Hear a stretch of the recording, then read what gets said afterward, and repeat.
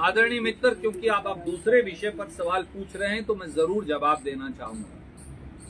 हरियाणा को श्रीमान मनोहर लाल खट्टर और भारतीय जनता पार्टी ने पिछली बार जातीय दंगों की आग में झोंका। लांबा साहब, आप और सब लोग वाकिफ हैं कि हरियाणा के अंदर 100 से अधिक लोग जातीय दंगों की आग में मारे गए और जो 75 सालों में कभी नहीं हुआ, पहली बार हरियाणा में जातीय दंगे हुए। अब जब भाजपा जजप्पा को लोग सिरे से नकार चुके हैं तो हरियाणा को धार्मिक दंगों की आग में सरकार प्रायोजित हिंसा के तहत झोंका जा रहा है। ये सरकार है या सर्कस, जिसके गृह मंत्री ये कहते हैं कि उनको डायरेक्टर जनरल पुलिस ने दंगों के बारे में बताया ही नहीं, उन्हें कोई जानकारी ही नहीं थी, और जिसके डिप्टी चीफ मिनिस्टर कहते हैं कि उन्हें दंगों के बारे में सुबह ही मालूम था, उन्हें एक प्राइवेट आदमी ने बता दिया था।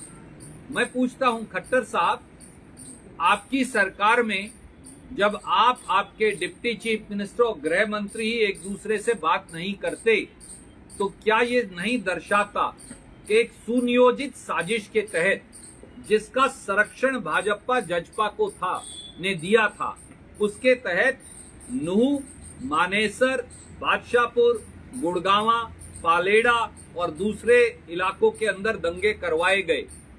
अगर डिप्टी चीफ मिनिस्टर को यह बात सुबह 6 बजे मालूम थी तो दंगे रोके जा सकते थे, तो क्यों नहीं रोके गए? क्या यह दुष्यंत चौटाला की संदिग्ध भूमिका की ओर इशारा नहीं करता? और अगर LIU यानी इंटेलिजेंस यूनिट ने, जिन्होंने आपके समक्ष बताया है कि कई दिन पहले खट्टर साहब और उनकी सरकार को बता दिया था कि दंगे होने वाले हैं, तो रैपिड एक्शन फोर्स क्यों नहीं लगाई गई? नूह के एसपी को क्यों बदल दिया गया? नूह के एसपी को छुट्टी पर क्यों भेज दिया गया? उनकी जगह DGP, IG और दूसरी फोर्स को क्यों नहीं भेजा गया? पत्थर इकट्ठे क्यों होने दिए? रिलीजियस यात्रा, धार्मिक यात्रा में राइफल, पिस्तौल, भाले, गंडासे, लाठियां क्यों ले जाने दिए गए? केवल 50 कांस्टेबल ही क्यों लगाए गए? मोनू मानेसर को, जो कुख्यात हत्यारा है, उसको सोशल मीडिया पर भड़काऊ बयान देने की इजाजत किसने दी? उसके साथी वहां कैसे चले गए? इनमें से एक सवाल का जवाब भी श्रीमान मनोहर लाल खट्टर और उनके डिप्टी चीफ मिनिस्टर के पास नहीं।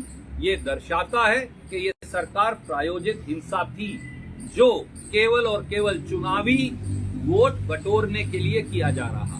बुलडोजर की कार्रवाई पे रह गया। बुलडोजर की कार्रवाई केवल प्राइम मिनिस्टर आवास योजना और इंदिरा आवास योजना में बने गरीबों के घर पर नहीं चल रही।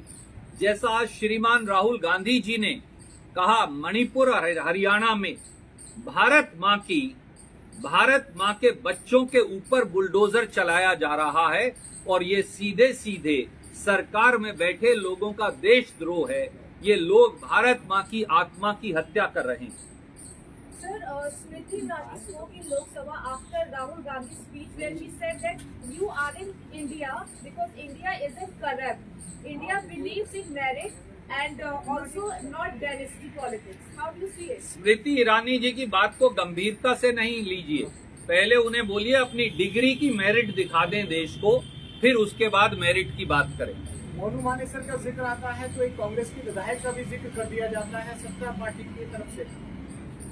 देखिए, अगर आपका इशारा हमारे इंजीनियर विधायक जी की तरफ है तो मैं ये कहूंगा कि उन्होंने जो बात कही डंके की चोट पर सदन के अंदर कही। मोनू मानेसर जैसे हत्यारे को एक विधायक के साथ कंपेयर करना, उसका मुकाबला करना, अपने आप में भारतीय जनता पार्टी की दुर्भावना, दोगलेपन और उनकी साजिश को दर्शाता है। विधानसभा के पटल के बाहर तो कुछ नहीं करना, उसके अलावा कुछ जो आप लोगों की नॉलेज में आया हो तो? देखिए, मैं आपको फिर दोहराता हूं, मोनू मानेसर हत्यारा है जिसकी तलाश 2 प्रांतों की पुलिस कर रही है।